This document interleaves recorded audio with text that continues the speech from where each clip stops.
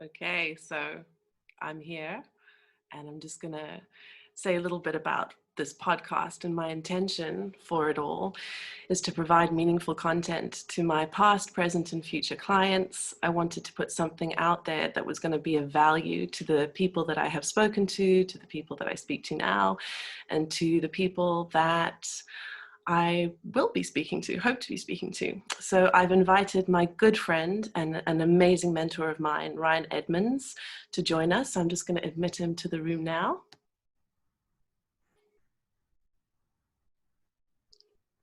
I think.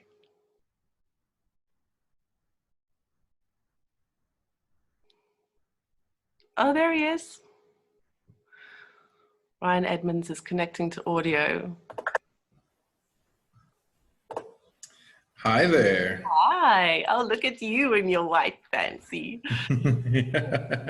How are you? I'm good. I'm so good. I actually did a little intro already, and I'm still sort of teething stuff going on. Like, how does it work? Lovely. Your background looks so gorgeous. It looks so bright and light. Yeah. So I introduced you a little bit, just said that you're a dear friend and mentor of mine. And also just to say that you have been so important in my life since I moved to South Africa. So it makes perfect sense that you would be the first person that I would ask to do this with me. So thank you so much for all of that. Oh, it's such an honor, Nix. Thank you so much, and I'm really excited for this this platform of co-creation that you're opening up to so many people. Thank you. So the whole thing was, you know, everybody that I asked to speak on this podcast, my question, like it was for you, is if you were given the space to speak for half an hour about what you feel is most important in terms of the information that you have to share in this time right now, what would you talk about?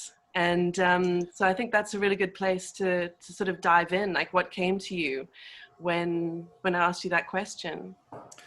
Yeah, well, I think, sure, Nix, you know, there's so many things that I think are important at the moment, and that's why this podcast of yours it's going to go viral. I really think it'll touch the lives and the hearts of people who need it the most. And right now, when you ask me that question, I've really been thinking, and I like to bring whatever I speak about back into the life that I'm living and the things that I'm noticing in the world around me.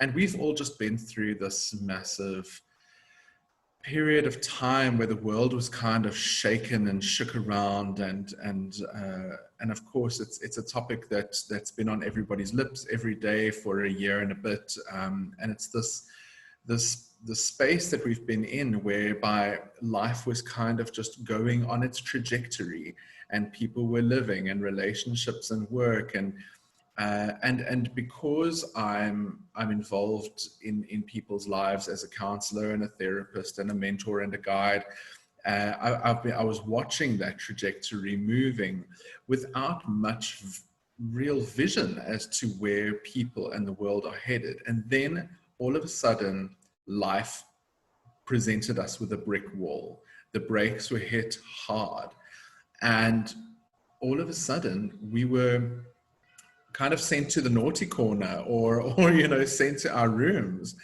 and literally, quite literally. Yeah. And to observe what was coming up for people, because I still had the privilege of working with people through 2020, and seeing what was coming up. And so for me, as a person who works not only in the physical world, but in the world of spirit as well, I had to go and check in on what's going on in spirit. And so that's not as spooky or as weird as it might sound for people. It's basically just closing your eyes and listening. And what came up for me very immediately was that in the 2020 year, we were being presented with two tools or two toys, a mirror and a magnifying glass. Oh, And it's like we didn't have much else. So we were given a mirror and a magnifying glass, and kind of encouraged to play with those if we want. Now, when I say Or when I say forced to mirror, even, hey? Forced to. completely Yeah. forced to, like, and some of it got quite ugly, I think, whether you like it or not. You now have to go not only examine in the mirror yourself, your life, your goals, your priorities, your relationships, your where was it going, Self. where was I Yeah. actually, yeah, where was I heading, where were we actually going. And then the magnifying glass was to look really Ah, close, deep. Yeah. really deep. Now, what's interesting is maybe for people like you or I who've been working within this our whole lives, that's not too scary. That's we kind of get that. Mm. But the first thing I noticed is that there's a majority of people who that is a completely new concept, self-examination, uh, actually having to ask big questions about politics, about the world, about nature, about health, about the people that you live with, the very core, the very foundation of who you are. It wasn't even existential questions at the beginning. It was, how Mm-hmm. am I going to make money? How am I going to survive? What do I actually need to survive? Mm-hmm. So I thought we could actually start this conversation there, Nice. at the base root level of what it means maybe to survive, to be human, and to feel safe. Mm-hmm. And then later, as the year progressed, I almost noticed the questions evolving to something higher, Mm-hmm. towards things like purpose Mm-hmm. and and path and destiny and spirit and my place in the universe. Mm-hmm. And so, as a yogi Mm-hmm. myself, I use the ladder of the chakras, I was and I going to say go, that sounds like the ah, chakras to me. Yeah. And just to jump yes, in there and to give the audience, the people who are listening to this, an idea of your and my relationship and, where you've been coming, how we've met, it has been through yoga. Like Ryan is my yoga instructor as well as my teacher in terms of the Ishtar yoga course that I'm doing to become a yoga instructor. So there's that background. But can you talk a little bit about your counseling?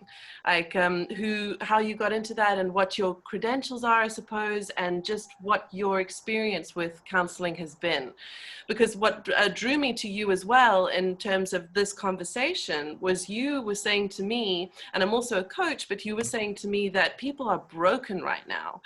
And that really struck me because I think that the majority of my clients, and that's not to play down their problems, but they almost seem to be, a little bit higher in terms of that chakra. We're talking more about the relationships, relationship with career, that kind of thing, not so much the survival. And it really touched me that you're speaking to people, you've got your finger on the pulse when it comes to the real hard stuff that's been going on, and still continue to go on because of Corona.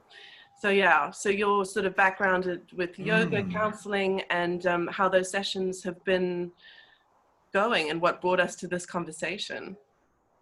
wow, thank you, Nix. So yeah, I was very blessed and fortunate to grow up in a home where healing was always a topic of discussion and something that we worked on consciously and practiced various different modalities and disciplines towards the arts of healing the body, the mind, the heart, the spirit. I was raised by a mother who's a Louise Hay Heal Your Life coach.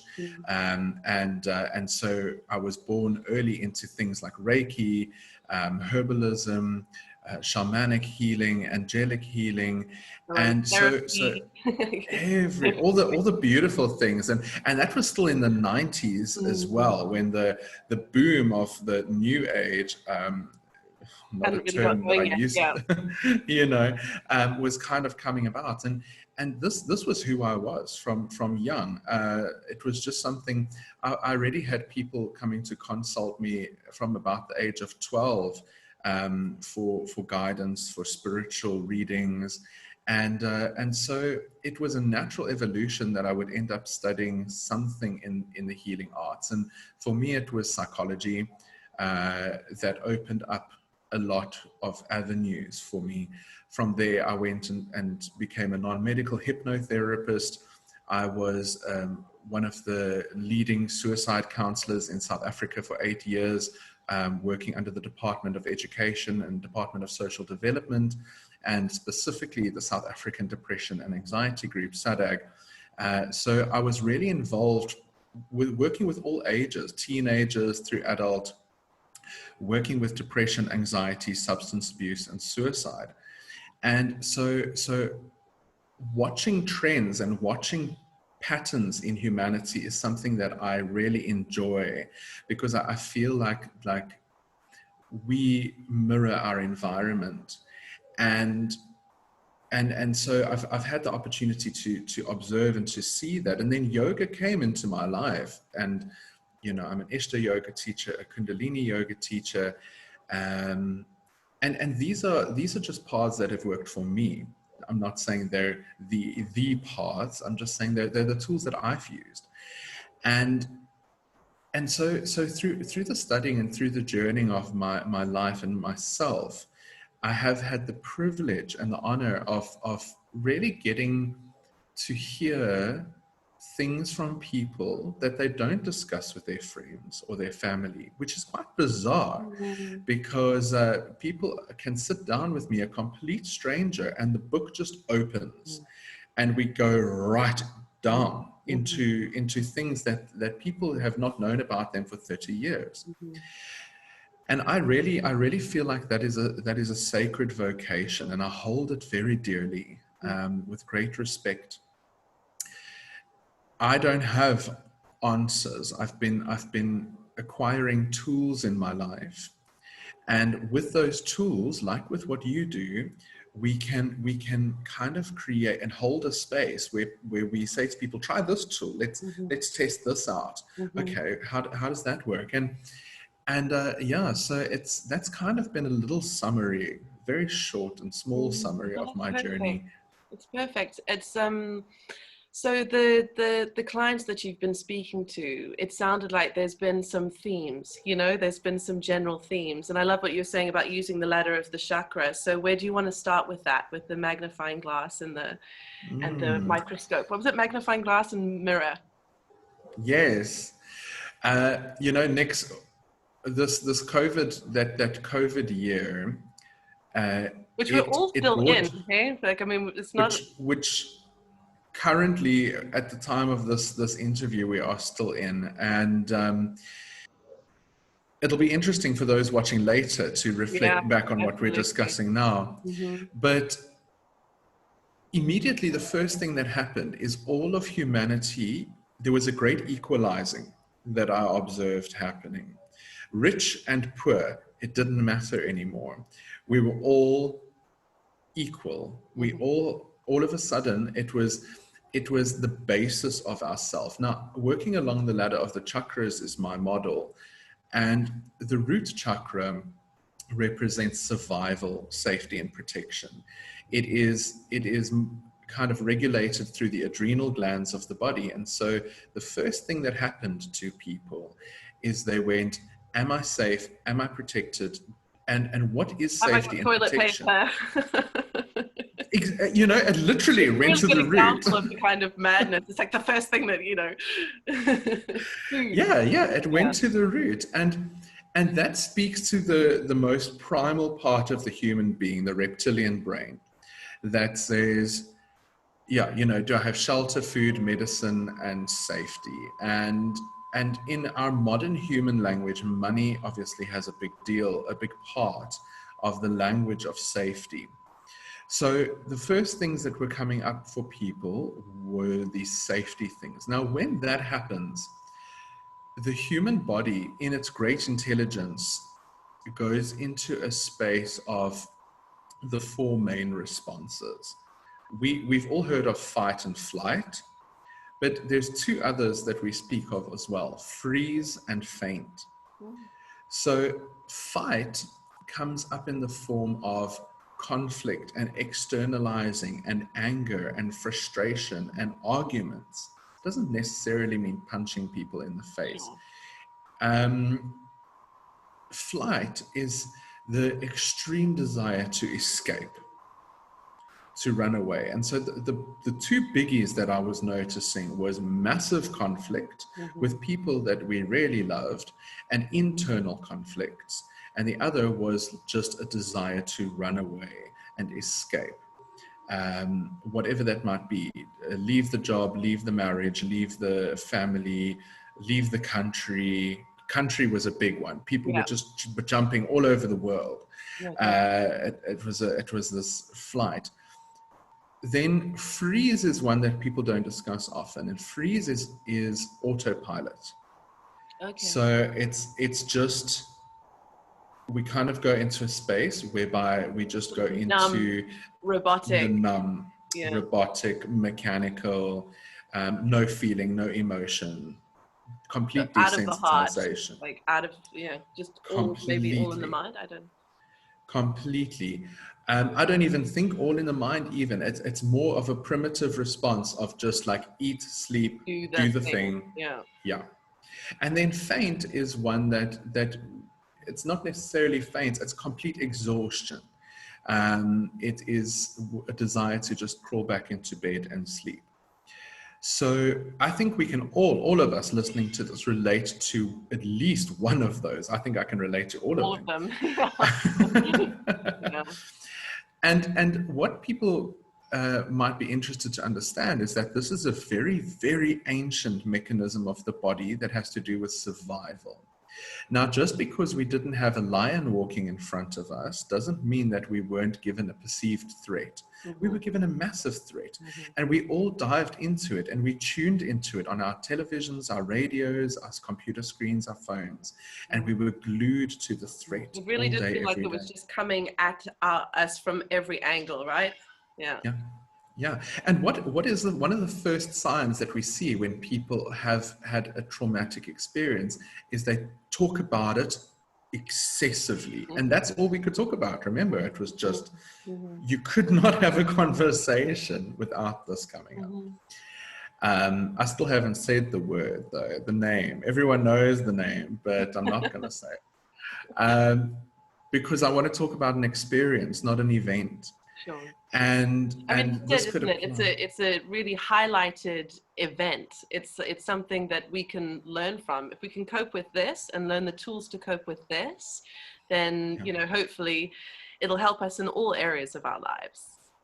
Yes, Dealing with absolutely. trauma in general, and accepting that this is what we've all been through, and just speaking to that, to the tools. Yeah. Now, one of the things that I've noticed still in people is that we're still locked in this shell shock, and it's like shell shock. I don't even think we're in the post-traumatic No, stress I part agree. yet. It'll be interesting to have another session when we get to that, because it's inevitable. At Yes, some point, there's going to be the sort of aftermath, the clearing up of the rubble and everything else. But that's the point, is that yes. we're in it right now. Yeah. We're in it right now, and the financial repercussions are still to come. The ripple will be maybe a generation or two, as we can see from studies of history, when these things have happened before. So as a person who works within spirituality and well-being and humanity, it's important for me to understand what is going on with myself and with people around me. One of the first things that I noticed is how easily I was taking on other people's stuff, the stuff from the media, the stuff from the news, and then going, wait a second, what if this is actually mine? And what if this is actually not mine? And that's something I would like to share with people who are listening to this and watching this, because there's a lot of anger at the moment. And I think anger is a part of that fight. It's taking back our power. So anger is a way of, power was taken out of our hands in 2020. And that is a scary place for an adult human being to be in, who has always felt like they were in control. The power was taken out. The way in which we have to take our power back is by the fight. So have you noticed on social media, everyone is fighting, arguing about the strangest, most ridiculous things. World politics, it's just fighting. American politics has been fascinating to watch with their big elections. Yeah, And the then, portals have become a place where people could just vent, vent yes, everything and yes, and often I think use the sort of the framework of politics to get it out. to get it out.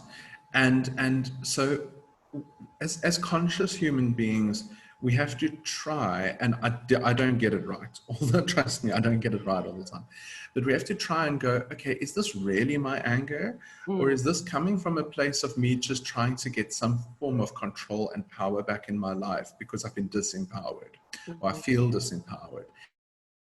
And also, is this mine? Is this actually my stuff? Or am I kind of part of the herd mentality that it's contagious? Everything's contagious. Not just viruses, That's really feelings interesting, and like sort of conversations. mental virus. Yeah, and that I think is far more scary to me than something that affects the immune system, because stress is the ultimate destroyer of the immune system. And we've been placed under massive stressors. So for people who are listening and to our conversation, I think it's super important to understand that wherever you are is okay, with the understanding that we don't want it to be a permanent state of being. It's okay to be angry, it's okay to be scared, but with the idea that I want to eventually transmute and go beyond this place. Okay, nice. So that's basically the first tool then to sort of crystallize what you've been saying, that self-reflection and asking yourself just that simple question: is this mine?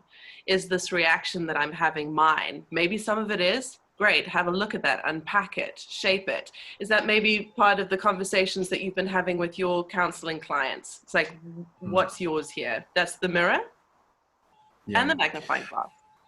And the magnifying glass. So if we use the idea that the world is a reflection of our inner state of being, then all of a sudden that's not a happy place for people to get into, because now you've got to take responsibility for your life. But that is the process of empowerment as well, right? Is to understand where, yes, terrible things have happened to you, and there's almost a process of accepting that you have been a victim. That it has been hard, that there's a part of you that deserves recognition of that. It's not all, oh, I'm fine, everything's fine, I've got this, I'm so empowered. It's like, no, hang on, wait, stop, this hurt. Let's go back and look at that.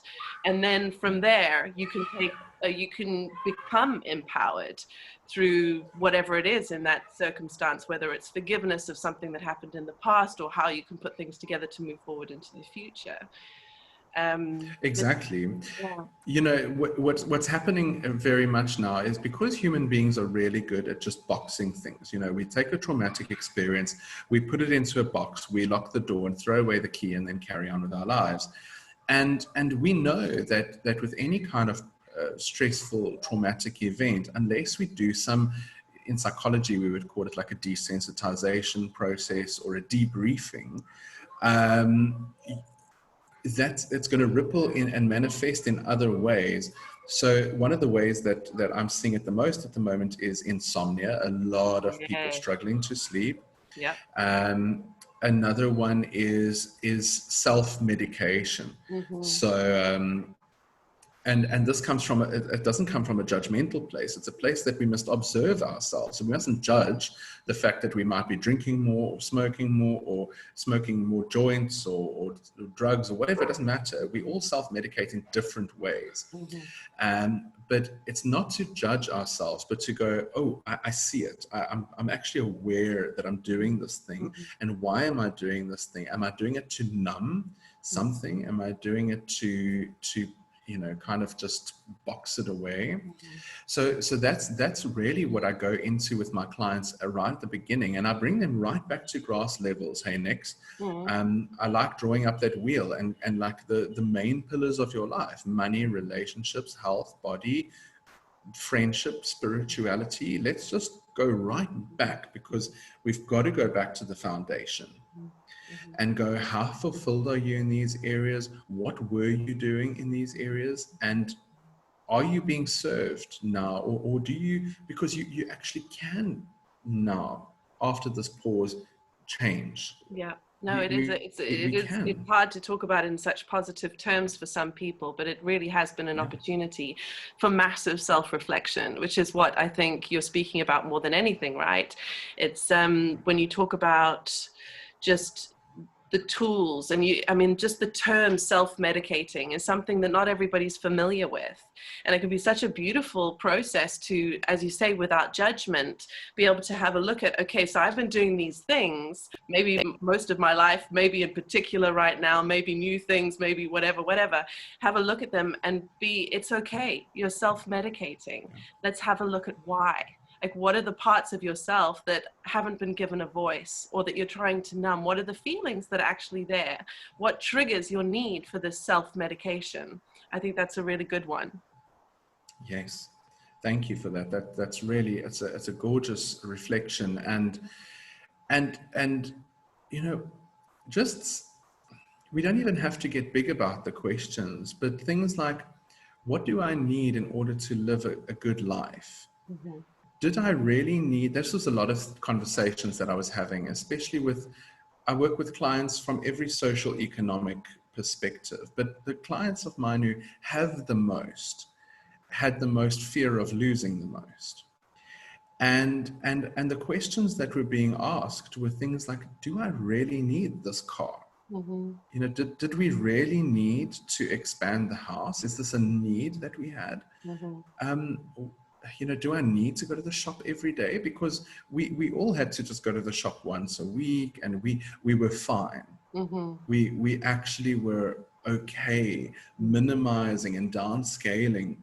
So a lot of important stuff comes up on what does it actually require to live a human life, Mm-hmm. and what does it require to live a good human life.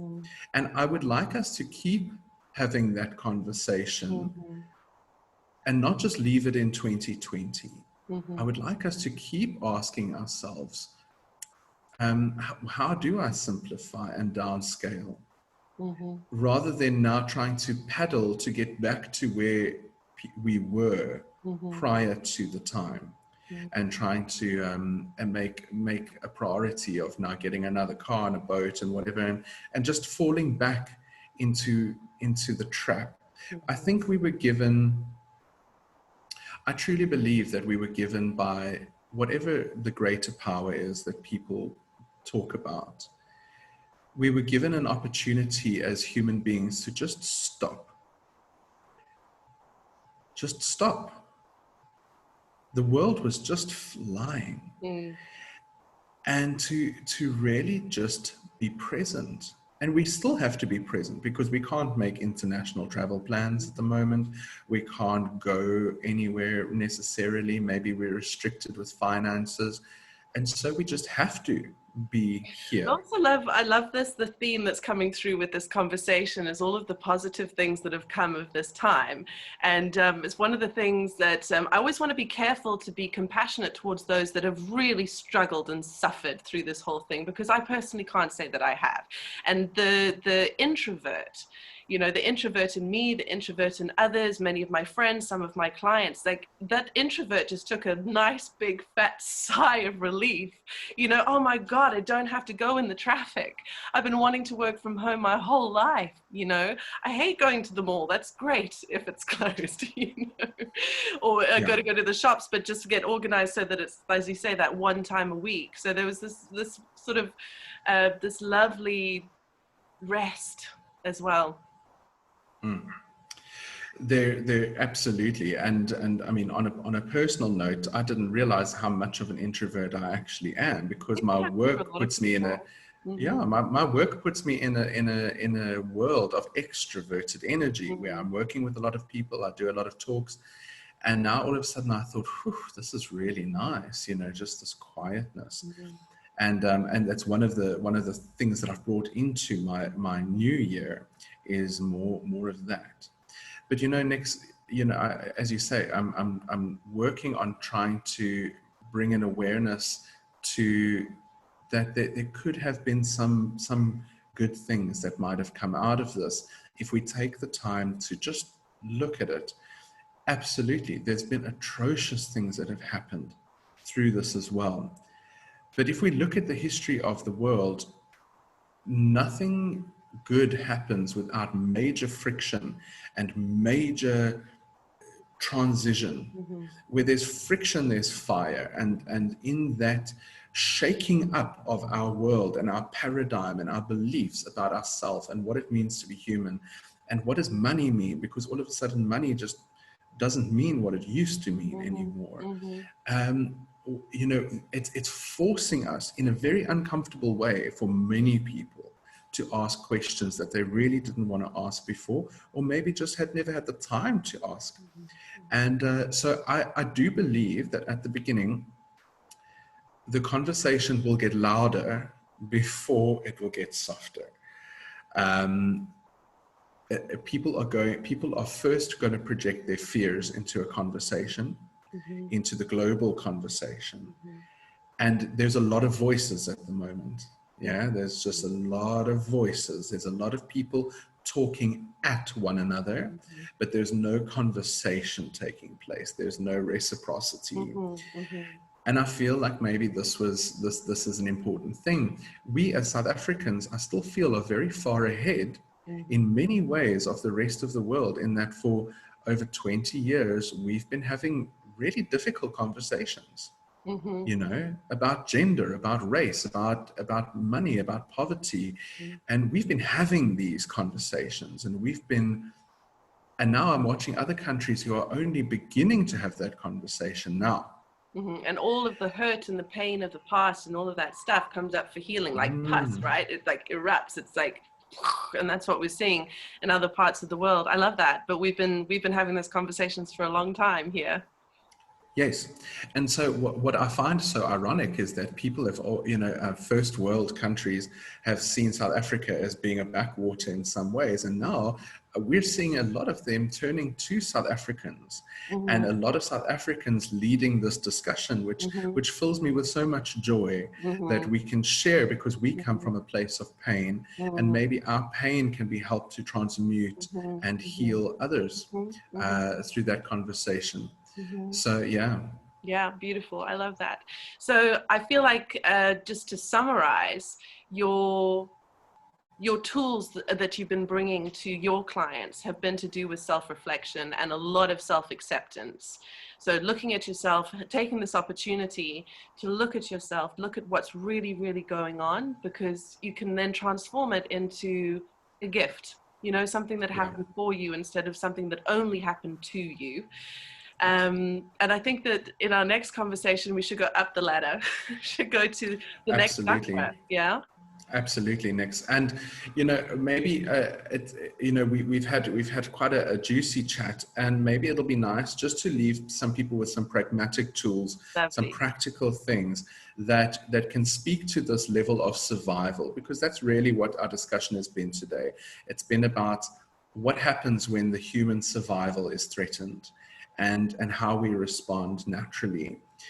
And so the most important thing to help us feel secure, safe, and stable, the first thing is routine and structure. So it doesn't matter whether you're an adult or a child. Every good parent knows that a child needs structure and routine to feel safe. But adults need structure and routine to feel safe as well. So one of the first things I bring into my sessions is, let's just draw up a basic routine and structure. You don't have to get rigid about it, but just, have a regular times that you eat your meals.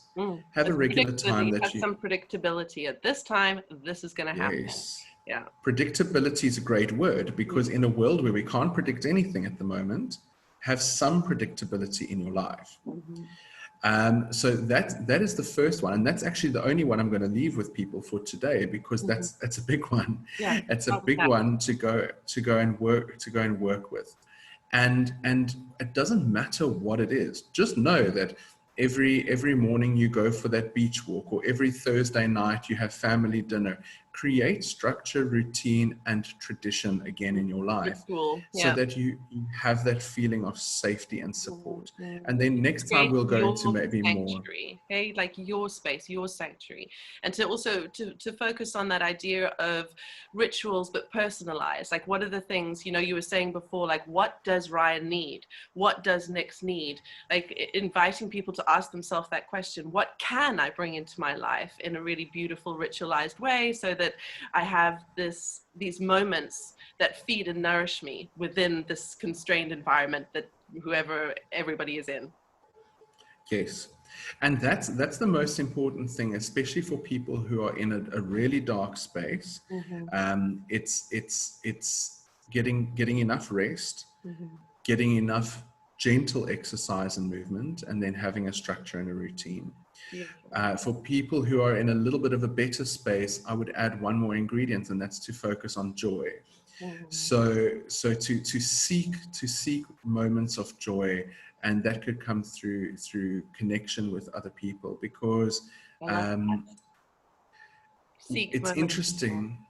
Seek moments of joy, and for those of us who kind of isolated because we actually just enjoyed the isolation, we must especially remember that it's important. The human being is a social creature, and it's important to seek the positive company of others. So if you're feeling alone or isolated or scared, it's positive to reach out and to have a conversation, and just to tell somebody. They don't have to have answers for you. They won't have answers for you, but just to be there as a support and an ear. Connect. Just to connect, and maybe you can be that person for somebody else. That's beautiful. Oh, thank you so much, Ryan. I'm going to put your contact details and all of the things in terms of what you're up to and where people can find you, as well as my own, below when I post this. So that will be there if people want to connect with you in a more personalized space.